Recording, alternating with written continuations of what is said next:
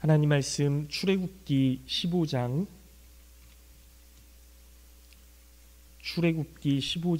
22절부터 27절까지 말씀 보도록 하겠습니다. 출애굽기 15장 22절부터 27절까지 말씀, 구약성경 106쪽입니다. 출애굽기 15장 22절부터 27절까지 말씀, 제가 봉독해서 읽도록 하겠습니다.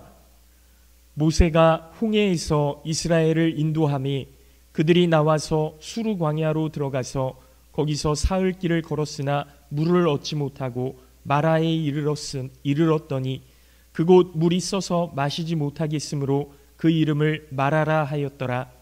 백성이 모세에게 원망하여 이르되 우리가 무엇을 마실까 하매 모세가 여호와께 부르짖었더니 여호와께서 그에게 한 나무를 가리키시니 그가 물에 던지니 물이 달게 되었더라.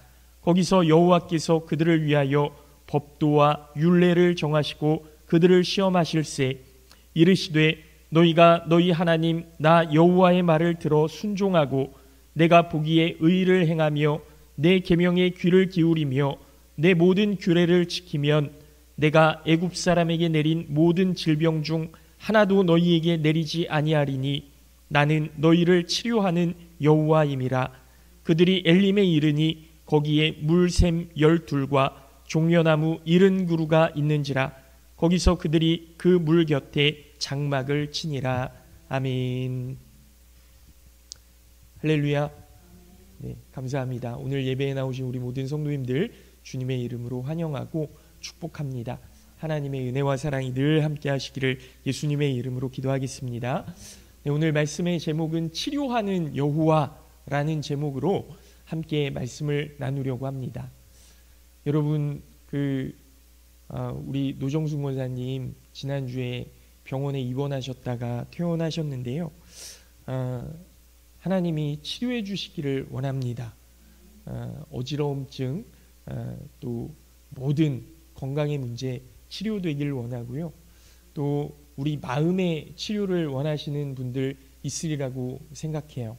하나님, 내 마음의 악독과 불만과 불평이 사라지고 감사와 기쁨이 넘칠 수 있게 하나님 우리 마음을 치료하여 주시옵소서. 그렇게 기도하시는 우리 성도님들 되셨으면 좋겠습니다.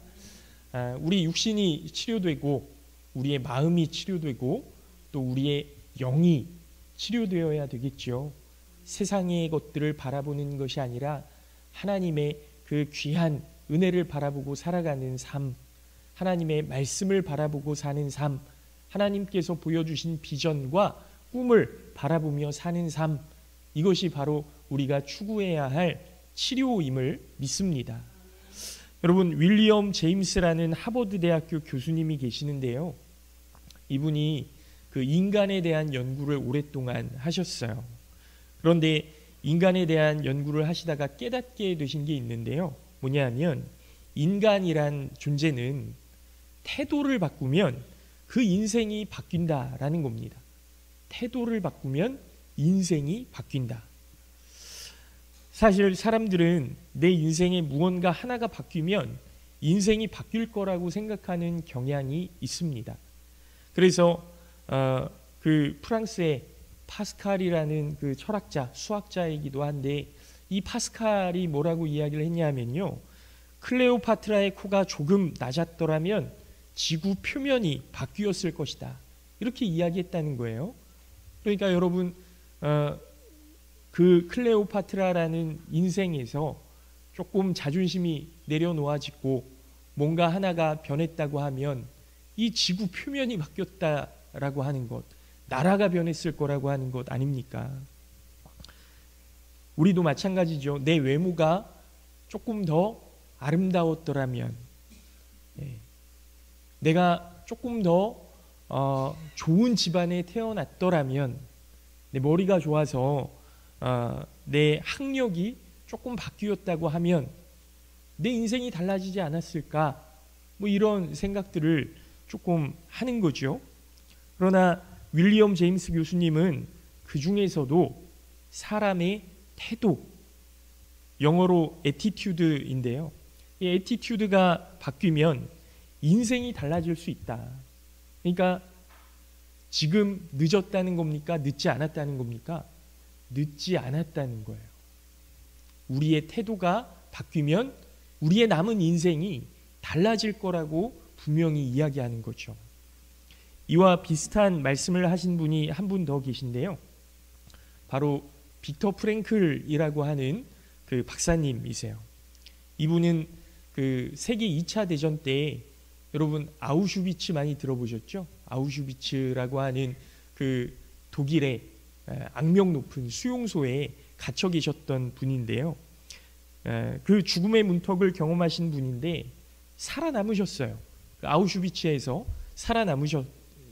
살아남으셔서 내린 결론이 뭐냐면 인간에게서 모든 것을 다 빼앗아 갈 수 있지만 단 한 가지 자유만큼은 빼앗을 수 없다. 이렇게 말씀하셨거든요. 사람이 어떤 상황에 놓이더라도 삶에 대한 태도만큼은 자신이 선택할 수 있는 자유이다. 이렇게 이야기하시면서 내가 내 삶을 어떻게 결정할 거냐, 내 삶을 어떻게 살아갈 거냐 하는 그 태도만큼은 사람에게서 빼앗을 수 없다. 그러니까 삶의 태도가 얼마나 중요하다라는 것을 이야기해 주신 거죠. 그러한 삶의 태도를 통해서 아우슈비츠, 정말 고난이 가득하고 절망 가운데 있을 수밖에 없는 그러한 상황이지만 나는 내 삶에 대한 태도를 통해서 살아남을 수 있었다. 여러분 빌립보서 2장 5절 말씀에도 보면요. 빌립보서 2장 5절 말씀에도 보면 너희 안에 이 마음을 품으라 곧 그리스도 예수의 마음이니 그랬습니다. 여러분 우리 안에 그리스도의 마음을 품으라. 바울 사도의 그런 권면 아닙니까? 그런데요. 이 말씀에 나오는 마음, 너희 안에 이 마음을 품으라. 그리스도 예수의 마음. 여러분 이 마음이 영어 성경으로 보니까요. attitude예요. 예수 그리스도의 태도를 너희가 닮아야 된다. 예수 그리스도의 태도를 너희가 배워야 된다. 이렇게 말씀하시는 거예요. 이 attitude라는 말은요. 라틴어 앱투스에서 나온 말씀인데요. 앱투스. 이 앱투스는 준비 혹은 적응 이런 뜻을 가지고 있습니다.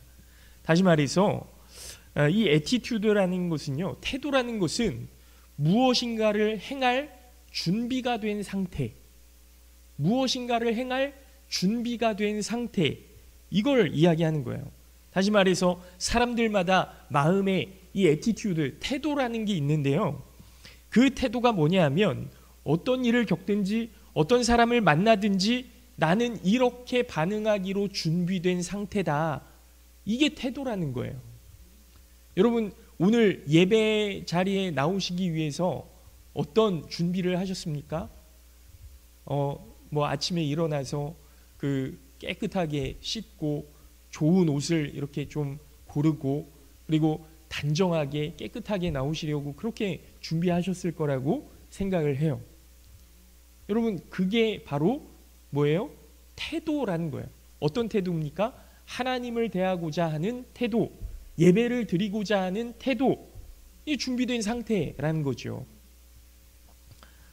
그런데요, 부정적인 생각의 자세를 가진 사람은 어떤 상황이든지 어떤 사람을 만나든지 부정적으로 이야기할 준비가 된 그런 태도를 가지고 있는 거고요. 긍정적인 생각의 자세를 가진 사람은 어떤 상황에서도 어떤 사람을 만나더라도 긍정적으로 이야기할 준비가 되어 있는 그런 태도를 가지고 살아가는 거고요.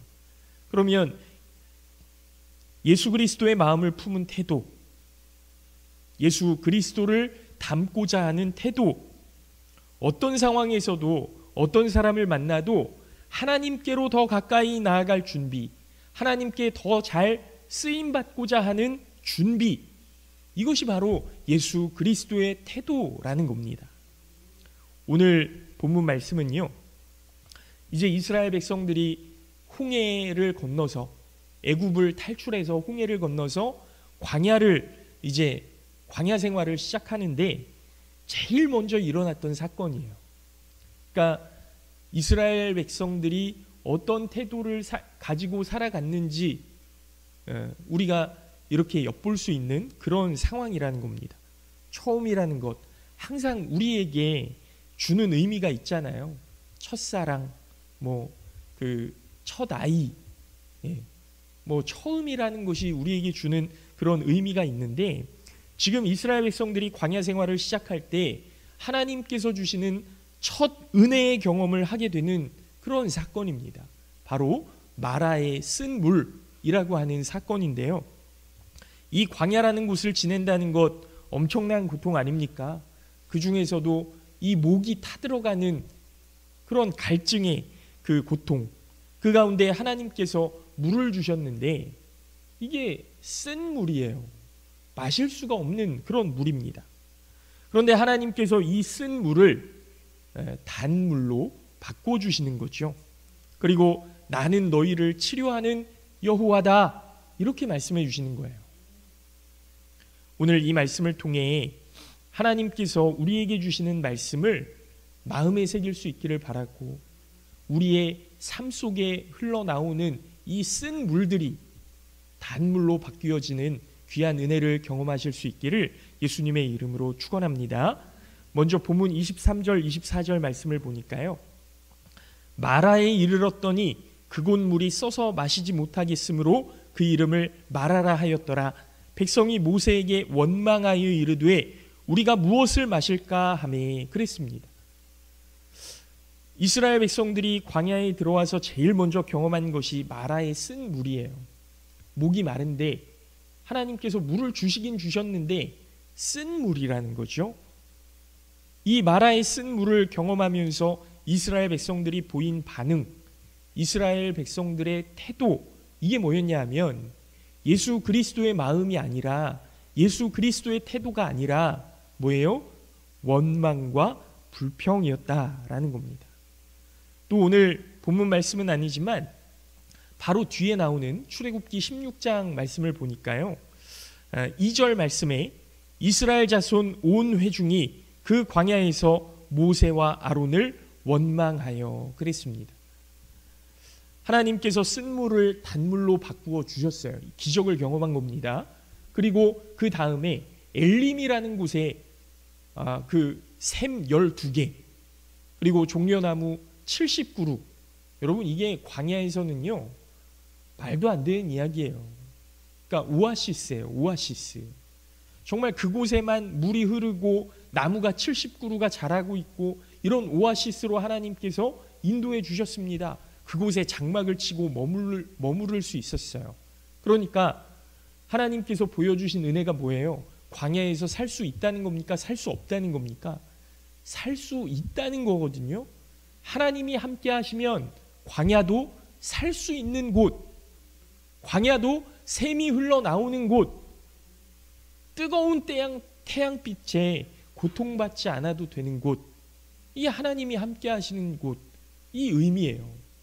그런데요, 그곳을 떠나서 광야로 다시 들어가니까요, 이 백성들이 이제는 무엇을 마실까가 문제가 아니라 무엇을 먹을까로 염려가 바뀌는 거고요, 원망하고 불평하기 시작하는 겁니다. 모세와 아론을 향하여 불평하며 원망하며, 이 똑같은 내용이에요. 여러분, 아까 애티튜드에 대해서 설명을 드렸는데 어떤 사건에 대해서 반응하는 사람의 준비 상태, 이렇게 말씀을 드렸어요. 그러니까 여러분, 우리가 흔히 병에 걸리면 내가 무슨 잘못을 했길래 나한테 이런 고난이 올까 하는 그런 마음이 오지 않습니까? 그리고 어려운 일을 당할 때, 힘든 일을 당할 때 원망과 불평이, 또 내가 뭘 잘못했나 하는 그런 죄책감이 우리의 삶 속에 나와요. 마음속에서 이렇게 툭툭 나와요. 이게 애티튜드라는 거예요. 태도. 지금 오랜 애굽에서의 노예 생활로 인해서 이스라엘 백성들이 가지게 된 태도가 어떤 거냐 하면 불평하고 원망하는 거예요. 왜 그렇습니까?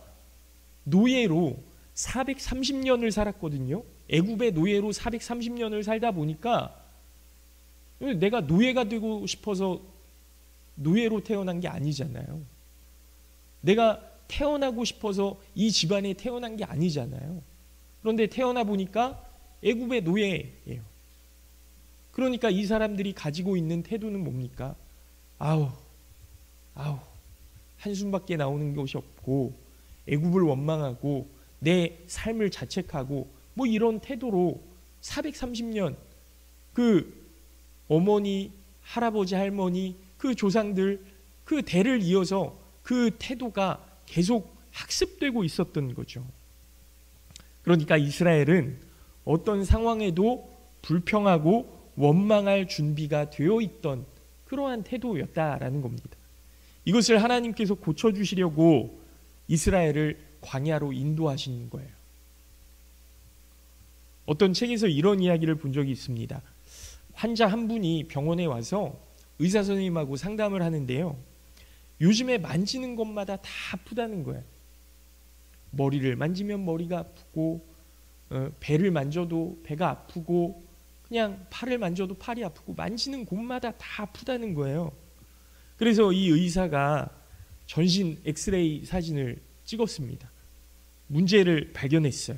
그리고 이 환자를 불러서 설명하는 겁니다. 당신이 만지는 것마다 아픈 이유를 알아냈습니다. 몸에는 이상이 없었습니다. 다만 손가락이 부러져 있네요. 이렇게 얘기했다는 거예요. 여러분, 손가락이 부러져 있으니까 만질 때마다 아픈 거예요. 어디가요? 손가락이 부러져 있으니까요. 그런데 만지는 데마다 아프니까 팔을 만지면 팔이 아픈 것 같고 무릎을 만지면 무릎이 아픈 것 같고 머리를 만지면 머리가 아픈 것 같고. 여러분, 그러면 무엇을 고쳐야 됩니까? 부러진 손가락을 고쳐야 되는 거예요. 다른 곳은 괜찮아요. 그런데 이 환자는 내가 죽을 병에 걸린 게 아닐까? 이제 나이가 들어서 늙어서 희망이 없는 것은 아닐까? 불안해하고 있는 거죠. 우리 안에 우리의 삶 속에 부러진 손가락을 찾으셔야 되는 거예요. 다른 곳은 다 멀쩡합니다. 어디가 부러졌을까? 우리의 삶의 태도, 마음, 우리의 영적인 부분들이 망가져 있기 때문에 우리의 삶 속에 대하는 것마다, 우리의 삶 속에 만나는 사람들마다 원망과 불평이 나올 수밖에 없었다. 여러분, 이 태도가요 바뀔 수 있습니다. 거의 모든 전문가들이 사람의 태도는 훈련에 의해서 교정될 수 있다고 이야기하거든요. 이 훈련, 이스라엘 백성들의 불평과 원망의 태도를 바꿀 수 있는 곳, 여기가 바로 광야였고, 그리고 하나님께서는 이 광야의 생활을 통해서 이스라엘의 부러진 손가락을 치료해 가시는 겁니다. 바라기는 우리 모든 성도님들의 삶 속에서도 하나님이 인도하시는 광야의 삶이 있기를 축복합니다. 여러분, 광야가요 무조건 다 힘든 곳만은 아니에요.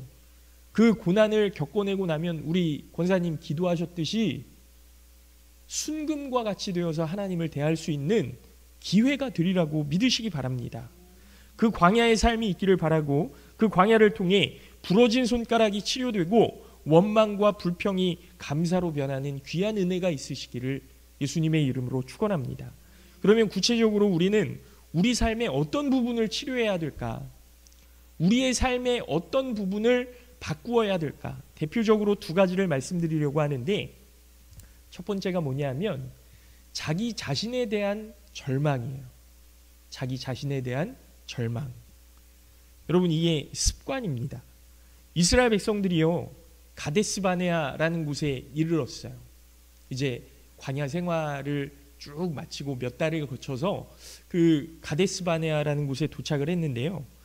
여기서 12명의 지파별로 한 사람씩을 뽑아서 12명의 정탐꾼을 가나안 땅으로 보내는 겁니다. 여러분 잘 아시는 이야기죠? 12명의 정탐꾼들이 이제 가나안 땅을 다 두루 살펴보고 다시 가데스 바네아로 돌아와서 보고하는데요. 10명의 정탐꾼이 뭐라고 이야기하냐면 가나안 땅에 사는 사람들은 다 안악 자손이라 거인이고 우리는 그들이 보기에 메뚜기 같다. 우리는 메뚜기 같은 사람들이라 절대로 그들을 이길 수가 없다. 포기하자. 이렇게 얘기해요. 그런데 똑같이 가서 똑같은 것을 보고 온 여호수아와 갈렙, 이 두 사람 뭐라고 이야기합니까? 그들은 우리의 밥이라. 우리가 이길 수 있다는 것 아닙니까? 하나님께서 우리와 함께 하시기에 우리는 분명히 이길 수 있고 그 땅을 차지할 수 있다. 이렇게 보고하는 거예요. 여러분, 우리가 우리 스스로를 초라하게 여기면 상대방도 우리를 초라하게 여깁니다. 여러분, 어디 가서요? 우리 은혜교회 작은 교회입니다. 저도 이거 설교 준비하면서 많이 회개했습니다. 우리 은혜교회 작은 교회, 시골의 작은 교회, 성도들도 몇 없는 교회, 이렇게 얘기하지 마세요. 우리 은혜교회 하나님이 보시기에 하나님께서 기뻐하시는 교회인 줄로 믿습니다. 하나님께서 사용하시려고 준비하시는 교회인 줄로 믿습니다. 여러분, 우리가 이런 마음을 가져야 우리 교회가 더 부흥하게 되리라고 믿고, 여러분, 우리 교회에 대한 인식이 더 좋아질 거라고 믿어요. 여러분, 저 그래서 어떤 교회 부러워하지 않기로 작정했습니다. 여러분, 우리 은혜교회를 위해서 함께 기도할 때 하나님께서 우리 은혜교회를 좋은 교회로, 감사의 교회로, 기쁨의 교회로, 행복한 교회로 세워가실 줄로 믿습니다. 우리 스스로에 대한 태도를 인식할 때 나는 하나님의 자녀라고 인식하지 않고 어쩔 수 없는 인생, 변하지 않는 인생, 실패하고 무능력한 인생이라는 그런 준비된 생각이 우리의 태도를 무너뜨리고 있는 거예요. 우리 손가락을 부러진 손가락으로 그냥 내버려 두고 있는 거예요. 그러니까 인생이 달라지질 않는 거죠. 이스라엘 백성들이 거기에 머물러서 도전하지 않았다면 가나안을 차지할 수 있었겠습니까? 아낙 자손을 이길 수 있었겠습니까? 절대로 그럴 수 없는 거예요. 하지만 하나님의 인도하심으로 이제는 내가 노예가 아니라 하나님의 자녀이고 하나님께서 우리를 지키시고 인도하신다는 그러한 분명한 삶의 태도로 변화되어지니까 거기까지 광야의 40년 세월이 걸리지 않았습니까? 하지만 그러한 삶의 태도로 변화되니까요, 그 땅을 정복하고 전쟁에서 승리하는 승리자가 될 수 있었던 거죠.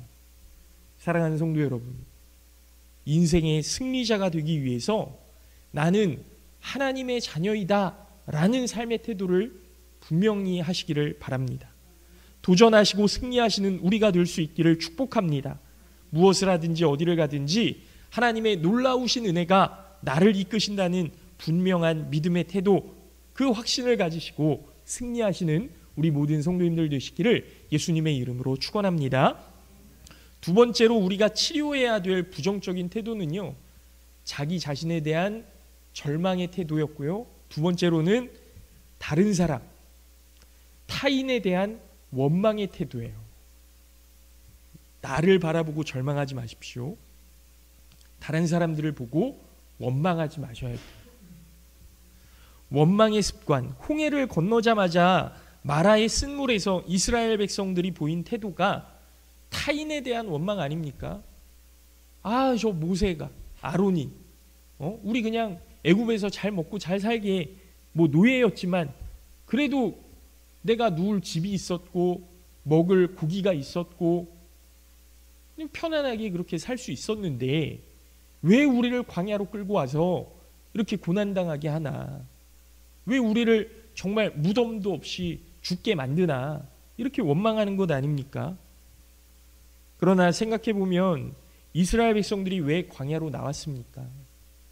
정말 모세와 아론이 억지로 막 그 밧줄로 꽁꽁 묶어서 데리고 나왔나요? 그런 거 아니거든요.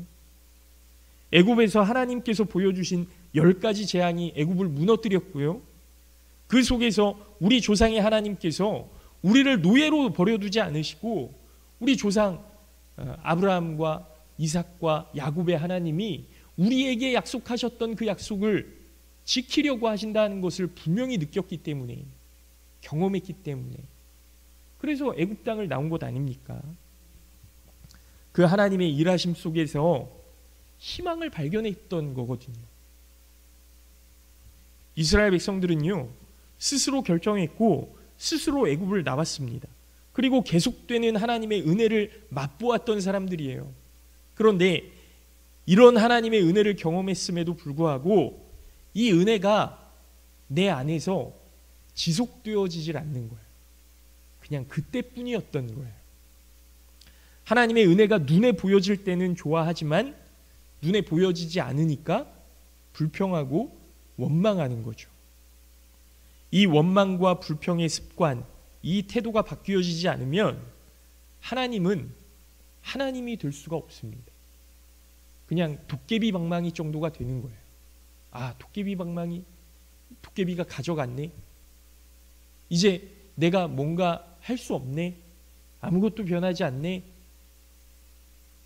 내 삶이 평안할 때는 내가 잘해서 그런 것이고, 내 삶이 힘들 때는 하나님을 원망하고 이웃을 원망하게 되는 겁니다. 그런 인생이 뭔가가 바뀌어질 수 있습니까? 아니요, 그렇지 않아요. 왜 하나님은 나를 사랑하시지 않느냐고 불평하게 되는 거죠. 하지만 사랑하는 성도 여러분, 하나님은 언제나 우리를 사랑하십니다. 그 원망을 기쁨으로 바꾸시길 원하십니다. 우리가 누군가를 원망하기보다 하나님의 도우심을 구하며 살아갈 때 하나님은 우리를 언제든지 도우시는 참 좋으신 하나님이시라는 것을 믿으시기 바랍니다.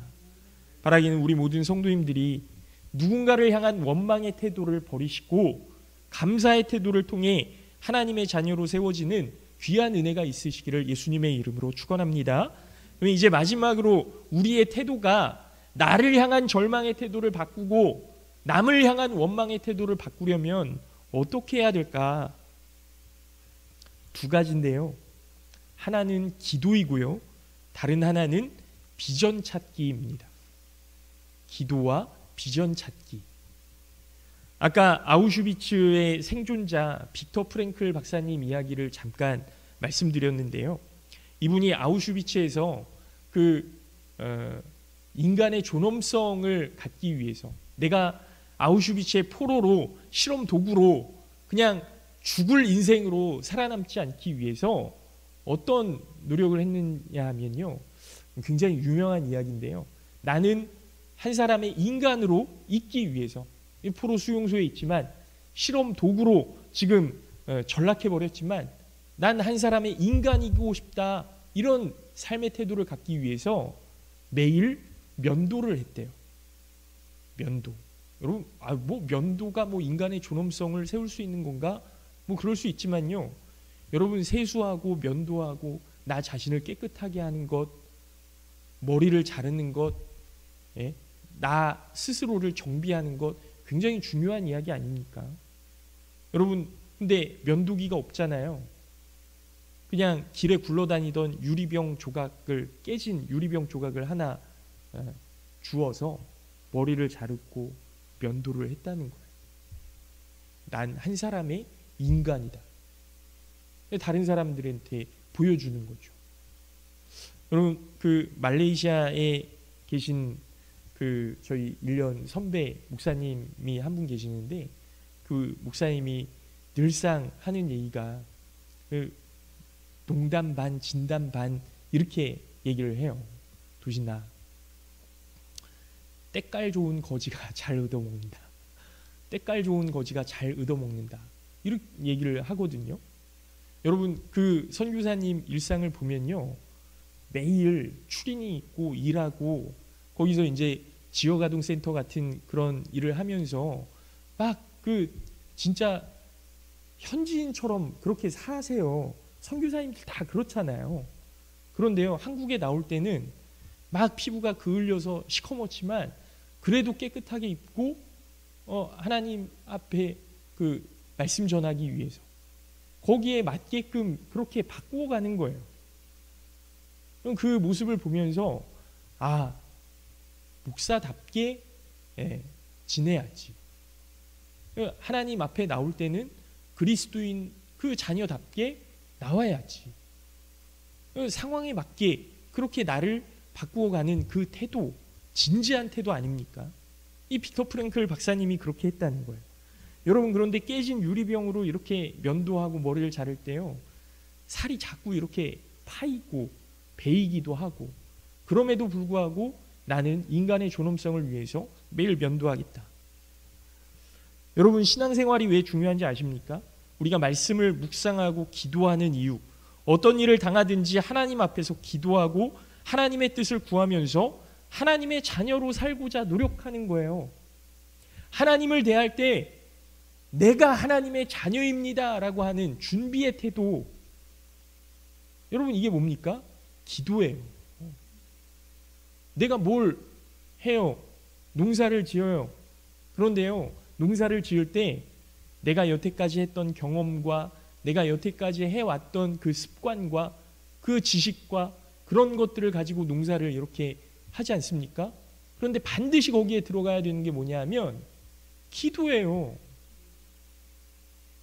여러분, 제가 설교 준비를 하는데 하나님 말씀을 묵상하면서 이거 어떤 이론이고 어떤 책에 나와 있는 거고 어떤 박사님이 이야기하고 그런 걸로 충분히 설교 준비할 수 있습니다. 그런데 거기에 꼭 들어가야 되는 게 뭡니까? 기도예요. 기도예요.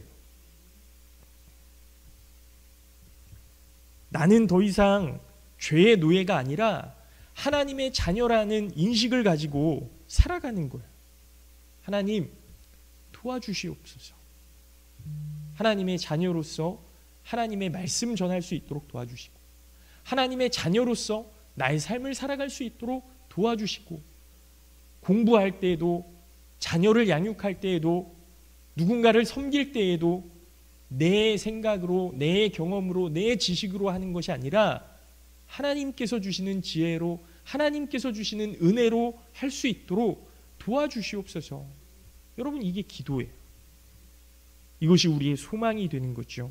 또 비전 찾기라고 말씀드렸는데 이것은 우리의 삶에서 신앙적인 목표를 갖는 겁니다. 여러분, 대부분의 사람들이 삶의 목표를 어디에다 두고 살아갔냐면 좋은 학교, 좋은 집, 좋은 직장, 뭐 이런 거예요. 더 궁극적으로 이야기하면 돈이에요. 돈이 삶의 목표가 되는데 여러분, 돈을 벌려면 뭐가 있어야 됩니까? 또 돈이 있어야 되거든요. 그러니까 없는 데서 만들려고 하니까 절망할 수밖에 없고 원망할 수밖에 없는 것 아닙니까? 아무리 발버둥 쳐도 되지 않으니까요. 그러나 우리의 표대, 삶의 목표가 돈이 아니라 예수 그리스도가 된다면 어떻게 될까요? 제가 말씀 한 구절을 읽어드립니다. 아무것도 염려하지 말고 다만 모든 일에 기도와 간구로 너희 구할 것을 감사함으로 하나님께 아뢰라. 그리하면 모든 지각에 뛰어난 하나님의 평강이 그리스도 예수 안에서 너희 마음과 생각을 지키시리라. 아멘. 여러분, 무엇을 먹을까, 무엇을 마실까, 무엇을 입을까 염려하지 말라. 하나님께서 이 모든 것이 너희에게 있어야 할 줄을 아시느니라. 그러므로 너희는 그의 나라와 그의 의를 구하라. 그리하면 이 모든 것을 너희에게 더하시리라. 똑같은 말씀 아닙니까? 여러분, 우리의 인생이 돈을 바라보고 세상을 바라본다면요, 절망할 수밖에 없어요. 포기할 수밖에 없습니다. 내 인생, 뭐 그냥 되는 대로 살아야지, 이럴 수밖에 없어요. 그러나 우리의 목표가 더 이상 세상이 아니라 돈이 아니라 예수 그리스도의 십자가가 되고 예수 그리스도의 마음이 되고 하나님의 나라가 된다면 하나님께서 우리의 마음과 생각을 지키시고 우리의 마음에 평강을 더하시고 무엇을 먹을까, 무엇을 마실까, 무엇을 입을까, 이 모든 것을 너희에게 더하시리라. 하나님께서 주시는 인생으로 바뀌어지는 겁니다. 하나님께서 기뻐하시는 인생으로 바뀌어지는 겁니다. 이제 말씀을 마칩니다. 사랑하는 성도 여러분, 오늘 마라의 쓴물을 통해서 이스라엘 백성들이 보여준 태도는요, 불평과 원망이었습니다. 절망이었고요. 여러분, 그 안에 머물러 있으면 그들의 인생이 절대로 변하지 않았을 겁니다. 그러나 하나님께서 마라의 쓴물을 통해서, 그리고 광야의 그 40년 여정을 통해서 그들이 더 이상 절망하지 않도록 더 이상 원망하고 불평하지 않도록 그들을 치료해 가시는 거예요. 치료하시는 여호와. 여러분 말씀을 다시 한번 읽어드립니다. 25절 말씀이에요. 모세가 여호와께 부르짖었더니 여호와께서 그에게 한 나무를 가리키시니 그가 물에 던지니 물이 달게 되었더라. 거기서 여호와께서 그들을 위하여 법도와 율례를 정하시고 그들을 시험하실세. 26절 이르시되 너희가 너희 하나님 나 여호와의 말을 들어 순종하고 내가 보기에 의를 행하며 내 계명에 귀를 기울이며 내 모든 규례를 지키면 내가 애굽 사람에게 내린 모든 질병 중 하나도 너희에게 내리지 아니하리니 나는 너희를 치료하는 여호와임이라. 하나님께서 그들에게 단물로 바꿔주시고 그들에게 율례와 법도를 가르쳐 주셨어요. 그리고 그 하나님의 말씀이 너희를 치료하리라. 나는 치료하는 여호와임이라. 이렇게 말씀해 주신 거예요. 여러분 그들의 태도가, 그들의 습관이, 그들의 마음의 생각이 모든 것이 다 달라졌습니다. 그리고 나서 그들의 인생이 더 이상 노예가 아니라 하나님의 자녀로 바뀌어지는 그 경험을 하게 되는 거예요. 마라의 쓴물을 통해 이스라엘 백성들이 보여준 태도는 참된 그리스도인들의 태도가 아니라 세상의 습관을 쫓아 살아가는 태도였습니다. 그러나 하나님께서 우리에게 원하시는 태도는 그리스도의 마음을 품는 태도임을 믿으시기 바랍니다. 우리가 그리스도의 마음을 품고 살아갈 때 하나님께서 우리의 삶을 엘림으로, 가나안으로 이끌어 주실 줄로 믿고 그 표대를 향해 승리하는 삶으로 만들어 가시는 우리 하나님을 기억하시기 바랍니다. 그래서 더 이상 나를 바라보며 절망하는 것이 아니라, 남들을 바라보며 원망하는 삶이 아니라 그리스도의 마음을 품어서 승리하시고 감사와 기쁨으로 가득한 인생으로 우리의 삶을 바꾸어 가시는 우리 모든 성도님들 되시기를 예수님의 이름으로 축원합니다. 잠깐 기도하겠습니다.